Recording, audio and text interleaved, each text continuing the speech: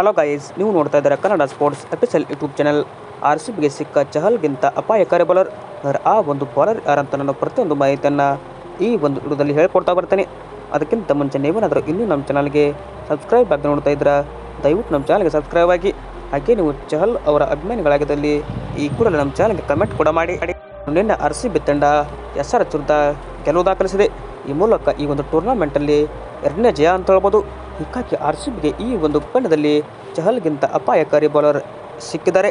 ಯಾರಪ್ಪ ಆ ಒಂದು ಆಟಗಾರ ಯಾರಪ್ಪ ಅಂದರೆ ನೋಡ್ಬೋದು.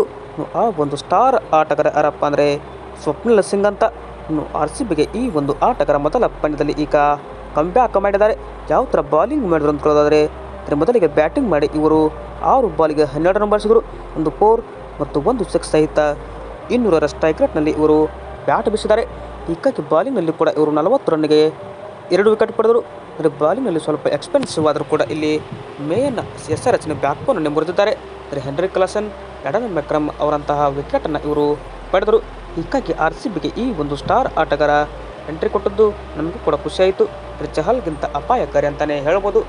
RCBಗೆ ಚಹಲ್ ಬಗ್ಗೆ ಹೇಳ್ಬೇಕಂದ್ರೆ ಸ್ಟಾರ್ ಆಟಗಾರ. ಹೀಗಾಗಿ ಚಹಲ್ನ RCB ಕೂಡ ಇವತ್ತು ಈಗ ಮಿಸ್ ಮಾಡಿಕೊಳ್ತಾ ಇದೆ. ಬಟ್ ಅವರ ಒಂದು ಸ್ಥಾನ ಈ ಒಂದು ಆಟಗಾರ ಈಗ RCB ತಂಡಕ್ಕೆ ತುಂಬಿದ್ದಾರೆ. ವಿಡಿಯೋ ಇಷ್ಟ ಆದರೆ ಲೈಕ್ ಮಾಡಿ. ಹಾಗೆ ನೀವೇನಾದರೂ ಇನ್ನೂ ನಮ್ಮ ಟೆಲಿಗ್ರಾಮ್ ಚಾನಲ್ಗೆ ಜಾಯಿನ್ ಆಗಿಲ್ಲ ಅಂದರೆ ಜಾಯಿನ್ ಆಗಿ.